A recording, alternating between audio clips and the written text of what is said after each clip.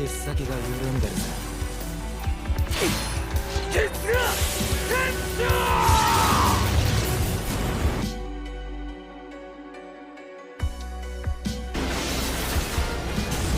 Salut les amis, j'espère que vous allez bien. Aujourd'hui on se retrouve pour une petite vidéo à thème un petit peu en mode chill. Donc aujourd'hui ça ne sera pas une critique d'un épisode, mais je voulais faire une petite vidéo bilan mid-saison. Mid-saison c'est-à-dire c'est la moitié de la saison. Voilà, on fait les anglais maintenant. Je voulais un petit peu revenir sur tout ce qui s'est passé sur cet arc, mon point de vue jusqu'à maintenant, les points forts, etc. Donc je parlerai de l'épisode 1 à 7. Je n'inclus pas l'épisode 8 parce que de base, je voulais faire du 1 au 7 d'abord. Et après, je vous ferai une critique globale de la partie 1 de Bleach. Avant que j'oublie, je remercie Caria pour avoir fait un petit taf sur la miniature. Voilà, sur le petit Ichigo. De base, il y a des emblèmes sur la photo. Donc, sur Twitter, j'ai fait un post pour savoir s'il en avait une de dispo, cette image en question. Et le gars, c'est un fou. En même pas une demi-heure, une heure, il m'a nettoyé tout ça. Et franchement, rien que pour ça, gros big up à lui. N'hésitez pas à le follow. Et surtout quand je vois les gens des fois qui repostent ces images sur Instagram sans le créditer, je trouve que c'est pas sérieux, ça se fait pas. Alors que le mec il fait un taf de fou. Donc franchement, faut jamais oublier de créditer les personnes. Voilà, comme toujours, c'est un plaisir de retrouver Bleach chaque lundi. Voilà, maintenant c'est devenu une petite habitude. Dire que ça fait tellement d'années qu'on attendait ça. J'en perdais espoir, franchement. Hein. Et puis, il y a eu tellement de rumeurs. Puis je me rappelle, en 2020, le fameux jour, bon, ça avait leak sur Twitter. Mais j'avais rejoint Twitter exprès parce qu'il y avait le calendrier avec le compte à rebours pour le Bleach Face Again. Vraiment, il n'avait pas de chance d'abord. Ça devait être dans une expo, je crois, un truc comme ça. Mais à cause du Covid, ça avait été annulé. Donc, ils ont dû faire un live spécial, etc. Puis, je me rappelle encore de ce fameux jour où j'étais là, j'ai veillé jusqu'à 3 h du matin pour regarder le live et tout. Et puis, ce jour-là, il nous suffisait d'attendre quand est-ce que ça allait venir. Je me rappelle les premiers trailers, etc. C'était lourd. Mais j'avais tout le temps cette petite peur, tu vois, que le trailer soit pas le résultat final de ce qu'on allait avoir. En fait, le doute, il aurait jamais dû être là, en fait. Il y a des gens tellement passionnés qui travaillent sur ce projet-là. Que ce soit Kubo, Pierrot, toutes les équipes qui sont dessus, franchement, gros big up à eux, voilà, franchement, ils gèrent jusqu'au bout. Jusqu'à maintenant, c'est une adaptation parfaite, tout simplement. Le seul point négatif que je peux donner, bien évidemment, rien n'est parfait, c'est qu'on n'ait pas de simulcast en France. Voilà, c'est vraiment, mais extrêmement dommage, même si on remerciera jamais assez Picari Teshima et Los Polos Hermanos qui nous font les trades de qualité dans la journée même. Des fois, quand ils arrivent à avoir l'épisode, on l'a en simulcast. S'ils l'ont pas écouté, c'est pas grave. Dans tous les cas, ils nous sortent l'épisode et rien que pour ça, gros big up à eux. C'est dommage quand même dans le sens où moi, j'ai pas envie de me regarder l'épisode avec une vieille trad pourrie. Je suis pas dans le truc. Donc, je préfère attendre, quitte à attendre 3-4 heures tranquillement le soir.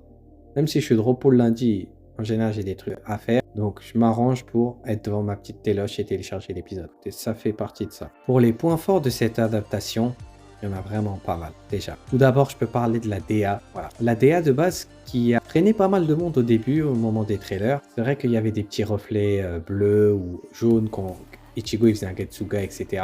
Le gris. En fait, tu avais toujours un reflet constant sur les personnages. Et je voyais pas mal de monde que ça gênait.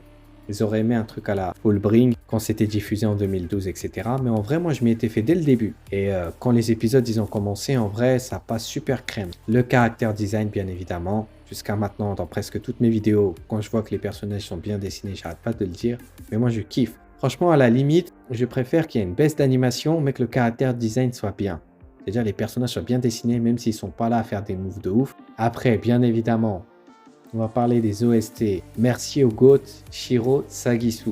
Il nous a fait un truc de malade mental. Et franchement, j'attends l'album. Je sais pas quand ça va sortir. Entre les remixes des OST déjà présentes, voilà, donc ça te fait une nostalgie. Plus les nouvelles avec les genres de voix, etc. En fait, il a réussi à faire des OST vraiment sérieuses pour un thème de guerre. Et franchement, ah là là. L'OST, là, quand on voit les traits sanguinaires et les masterclass. Et aussi même l'OST qui vient assez souvent, qui passe vraiment bien aussi. Après, le rythme, si je pourrais parler aussi du point fort, il y a le rythme qui est très bon, mais est-ce qu'il ne serait pas des fois trop rapide? Après, c'est vrai que bon, cette partie 1, c'est beaucoup de combats. Quand j'avais lu cet arc, à peu près en 2013, je crois, donc il avait déjà débuté un petit peu quand même. Il avait déjà une bonne base. Je pense que j'ai dû commencer fin 2013-2014. Mais Bleach, j'avais déjà vu en 2012, en fait. J'ai commencé vers fin 2011-2012. Mais pour lire le manga, j'avais attendu un peu quand j'étais au lycée. Après, je me suis dit, bon, allez, on va rattraper tout ça. Et il y avait déjà toute cette partie 1, en fait. Donc, au début, ça se passe assez vite. C'est ça qui m'avait fait aimer directement cet arc. De toute façon, c'est mon... Ah non, j'allais dire une bêtise. Parce qu'il y a la vidéo top arc qui doit arriver après la fin de la saison 1. Donc, je vais pas dire de bêtises. Mais voilà, ça m'avait extrêmement plu. Le rythme, le côté sérieux. Voilà, t'as les ennemis sortis de nulle part qui arrivent, qui ont des capacités de fou. Je parle pas de Reiatsu, je parle de capacités de fou. Ils arrivent, ils défoncent tout le monde, ils volent les bankai. Yama, il se fait fumer, etc. Yuha, la prestance qu'il avait. Et puis le dessin de Kubo. Le dessin de Kubo est magnifique. Même si dans l'animé, on a une belle représentation, il y a certains plans, on va pas se mentir, le manga est carrément au-dessus. Ce qui est bien aussi, c'est qu'il n'y a pas de censure. C'est extrêmement bien, c'est qu'on n'a pas de censure pour un arc de guerre, et ça fait plaisir. Surtout que pour un arc de guerre, comme je le disais dans une de mes vidéos, le côté guerre, souffrance, mort, désespoir est extrêmement bien retranscrit. Donc oui, l'attente en valait clairement le coup. Même si on a attendu 10 ans. Après, je vais pas dire 10 ans. Moi, j'attends vraiment officiellement cet arc depuis la fin du manga, c'est-à-dire en 2016. Pas dire, ouais, j'attendais alors qu'on avait quand même en hebdo le manga, etc. Chaque jeudi, si je dis pas de bêtises. Chaque jeudi, en cours, j'avais un ami à moi qui regardait ça. On faisait une petite débrief, etc. Ouais, t'as vu nanani, telle personne, telle personne. C'était lourd en vrai. C'était là. Ouais, tu regardes. En ce moment, ils sont avec les Quincy, tout ça, et je disais, ouais, t'inquiète, je regarde. Donc, c'est un petit débrief, c'était marrant. Puis, il y avait 2-3 personnes qui regardaient aussi ça, donc c'était cool. Il y avait Naruto et il y avait les reviews Bleach. Voilà, chaque jeudi matin, on était là, on parlait de ça. Même si, je vais pas vous mentir, je l'ai toujours dit, il y avait des moments dans l'arc qui me saoulaient vraiment. Moi, on n'y est pas encore, et je suis sûr qu'en animé, en vrai, ça passera mieux. Parce qu'à un moment, j'avais fait une pause, tellement ça me saoulait des fois. Il y avait des combats avec des capacités et du blabla quand même, je soufflais des fois. Mais Bleach, c'est mon top 1 pour la vie, je le dirai toujours. Pour les épisodes jusqu'à maintenant, ils ont gardé une bonne animation sur toute la longueur. De 1 au 7, tout le monde a eu une animation stable. Gros merci au taf qui a été fait sur l'épisode 6 et bien sûr le fameux épisode 7. Bah oui, il faut pas oublier.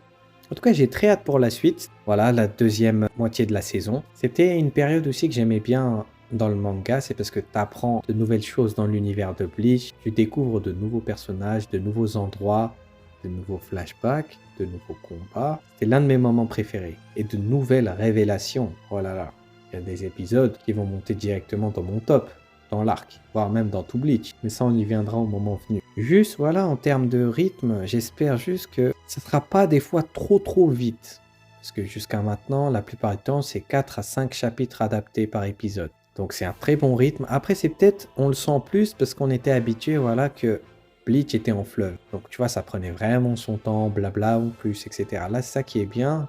En fait, c'est bien pour pas bien. Jusqu'à maintenant, c'est bien.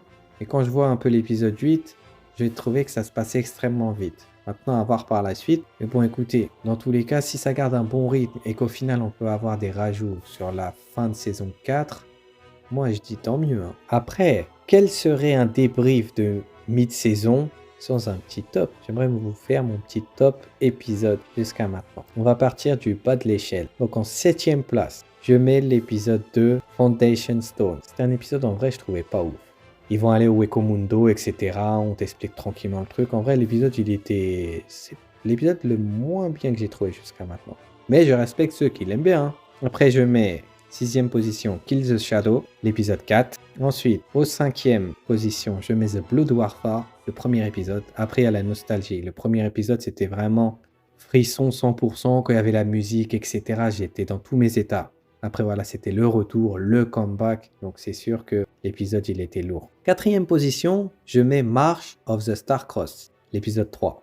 Un épisode que j'attendais beaucoup aussi de base, parce qu'il y avait le combat Quilg-Ichigo, qui m'a pas déçu. C'est l'un de mes épisodes que j'adore regarder à chaque fois, surtout avec les OST On the Precipice of Defeat, style rock là. Oh là là, j'attends cette OST de ouf. 3e position, je mets l'épisode 5, Wrath Has a Lightning. Un épisode que de base, je n'attendais pas, mais qui a eu une mise en scène, une OST tellement mais parfaite que l'épisode il était extrêmement lourd, surtout avec le flashback avec Sasakibe Aussi avec Yamamoto qui est là, qui se balance dans les airs, franchement, c'était trop parfait. Le deuxième, maintenant, ça risque soit d'en choquer certains, soit de se dire que c'est logique, mais bon, il reste que 2 épisodes. En deuxième, je mets The Fire. Voilà. Le fameux épisode tant attendu, l'épisode 6, qui était le combat entre Yamamoto et Yuhaba. Donc un épisode que je trouvais vraiment mais parfait, que ce soit niveau OST, animation, qui était attendu pour pas mal de monde. Je l'attendais aussi quand même, mais voilà, c'est un épisode qui se passe très vite, mais voilà, tu kiffes sur le coup directement. Et du coup, logiquement, au premier du podium, c'est l'épisode 7, Born in the Dark. Le fameux épisode que j'attendais depuis le jour où j'ai lu cet arc. Donc, c'est-à-dire en 2013. Quand je voyais le truc, voilà, Yama il se fait tuer. Taichigo qui arrive, il est en sang. Byakuya lui demande de l'aide. Il a un regard de fou. Il se balance sur lui et puis, même si, comme je disais dans ma critique, dans le combat du manga, c'est très court, mais j'adorais le moment en fait. Et là, quand je regardais l'épisode, déjà de base, j'avais une attente de fou. J'avais le cœur qui battait à 100 limite. J'avais tellement une attente et en même temps, je regardais les trucs quand il ralentit la pluie. On voit sa pression spirituelle, je regardais le truc, je dis mais c'est pas possible, vous voulez me rendre fou. Et le pire, c'est que quand il part se battre contre lui, il y a un rajout. C'est-à-dire là, c'est bon, moi j'étais dans tous mes états, j'ai crié. Ah là là. Pour moi, c'est l'épisode parfait jusqu'à maintenant de cette saison. Voilà, il y a encore des épisodes qui vont venir. Mais je pense que pour cette partie 1, sur cette saison 1, il restera le premier. Et peut-être en deuxième, un certain épisode 12 ou 13, ça dépend comment ils vont gérer ça en termes de chapitres. Mais voilà. En tout cas, tout ce que je peux dire, c'est que merci Studio Pierrot, merci Tite Kubo, vive Bleach, merci à vous de me soutenir comme toujours sur mes vidéos, même si je vois que des fois il n'y a pas beaucoup de gens qui s'abonnent. Après, vous pouvez très bien venir, mais bon, si vous vous abonnez, ça me donne beaucoup de force, ça me motive aussi. Après, moi, je fais ça par passion, je l'ai toujours dit. Une fois que l'anime sera fini, s'il n'y a pas d'arc en fer, moi, c'est fini. Donc voilà, on va se dire à bientôt pour la vidéo critique des épisodes à venir. Aujourd'hui, on est le samedi. L'épisode sort lundi. Maintenant, à voir quand est-ce que je finirai le montage. Et voilà. Je vais vous laisser sur ça. On se dit à bientôt. Ok? Prenez soin de vous.